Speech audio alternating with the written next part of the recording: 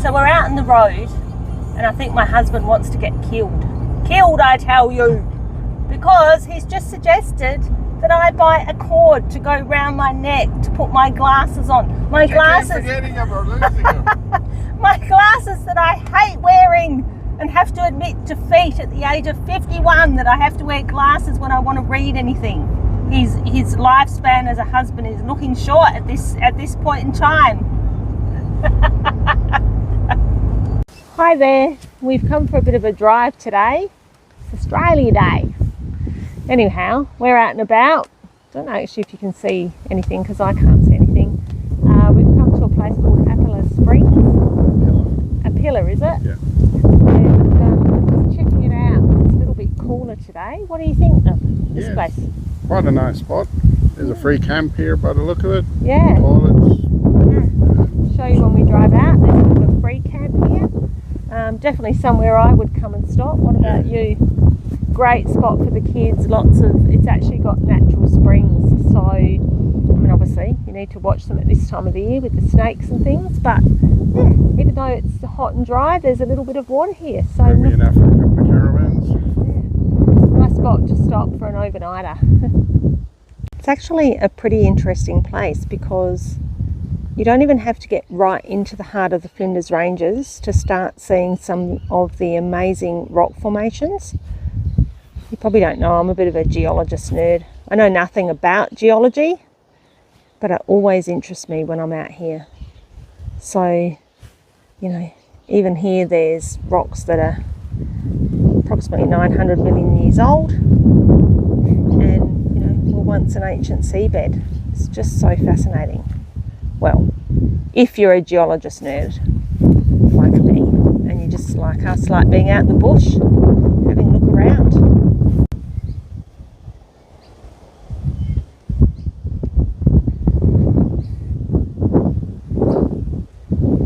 Always being mindful out here at this time of the year of the little slithering friends that we have in Oz. None around today, so far anyway. Always out in boots, socks and long pants when we're doing these little expeditions. Had too many snake encounters in my life I don't mind seeing the little buggers now, but yeah, I don't need to get that close to them unless I have to. What were you saying, Aidan? Oh, you can see here where the rock was laid down, or the mud was laid down that turned into the rock. You can see the different layers in the field, and they're so stunning, aren't they? All up here. Yeah. Then of course you find someone that's scraped their name into them, but dickheads that have graffitied. But up on this rock face here, you can definitely see that ripple effect on the side. You can see it quite. So ladies, I'm sure you'd agree with me that sometimes when I've been travelling for a while, this is what my skin feels like. Dried up like an old prune when you're travelling out in the sun and the bush. So I just felt a little determined to be able to show you these up close. My husband, ever the gentleman he is, aren't you, hey? Ever the gentleman, making sure I don't fall on my ass, people. So, pretty stunning. One of those spots that you probably will stop and think, oh, is there much to see here? And like everything, once you start actually looking around and understanding it, there's plenty to see. So, all the different layers of rock. Different colours and textures. Yeah. Quite amazing how many millions of years that it would have taken. And apparently there's rock formations here that have come all the way across from Eyre Peninsula, from the inland sea years ago. So definitely lots to see when you just actually start to have a look around. Sometimes wonder if I've got rocks in my head. Pardon the pun. But I could literally stooge around in here for like, I don't know, a day. If we camped up the top in the free camp, no problem whatsoever. Just spending a day here. And as daylight fades, you'd get to see all the wildlife come out, you know, come to have a drink. Changing rock colours. Changing rock colours with the sun during the day. Oh, it's just great. We just love it. It's always pretty cool going around these little towns that have little tiny populations now, but always so interesting, and some really cool buildings. Old pub obviously, but I'm also very mindful that they're often someone's home now if they're closed, so always cool to have a look at, but also, yeah, always good to respect that someone actually lives there. The new technology in the background.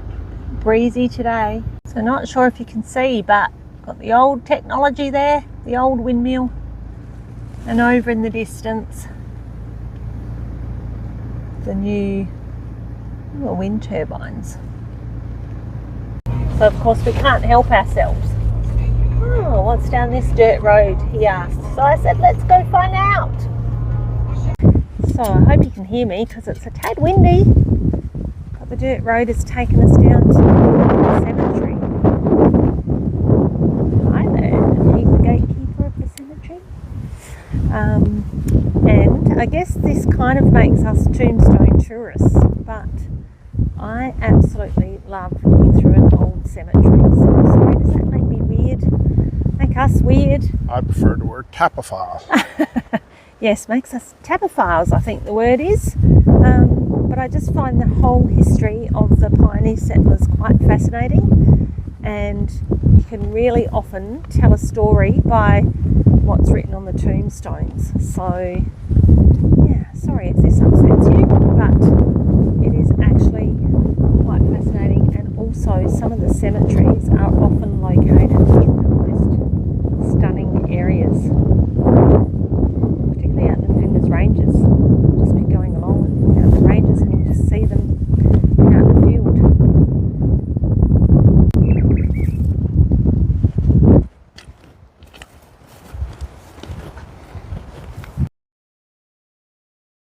To me, there's just something really poignant about coming and having a look at the graves of the pioneers. When you're walking around out here, you can really imagine how harsh the living conditions were, what it was like health-wise. Must have been unbearable at times, and obviously it was when you look at how young some of them were when they passed away. But for me, I just find it, you know, it really tells the story of the area. So yeah, just another interesting thing when you're travelling. Sorry about the wobbliness. So windy today. And the tombstones are so intricate as well. There's an Irish gentleman here. Patrick. 1916. Next to Mary. 1904. Run, boy, run! Don't go losing that akubra. So guys and girls, recently I picked up this old school thermos. I was very excited because I'm a thrifter, op shopper. $2, and look, still got the glass intact. Or it'd have to be, I think, from about the 70s or the 80s. And look at the steam coming off that cup of tea. Doesn't take much to excite me, does it, Aidan? No. And that was boiled about 3 hours ago. Not bad for $2. And this is my celiac life on the road. Yep, little boxes of crackers and cheese, veggies. Because unlike some of us in the car, can't just pull into a pub and be guaranteed to get a gluten-free meal when I'm out bush as a celiac. So always have to be prepared. So up to one of our local lookouts.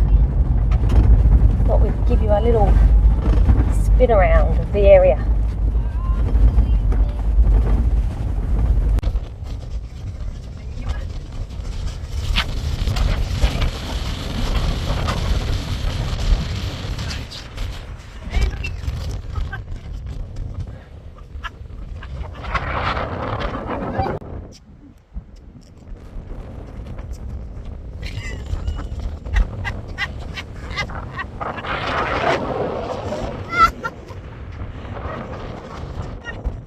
We're just heading down from Black Rock Lookout. She just did a little spin around up there, literally. It's a little bit windy today, not the best day to be out and about, but still lots of fun. But it's absolutely blowing a gale, but we just had to get out, didn't we? Yep. Yeah. Been staying inside for the last 2 days as it's just been too hot. Warm. Too hot to get out and about, so it's always great to just jump in the car and take off, and that's what we try and do even when we're not travelling.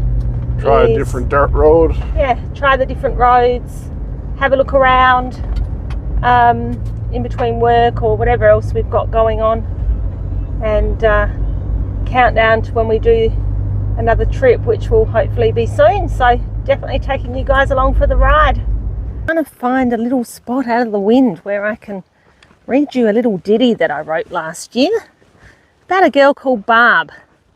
I reckon you might know her.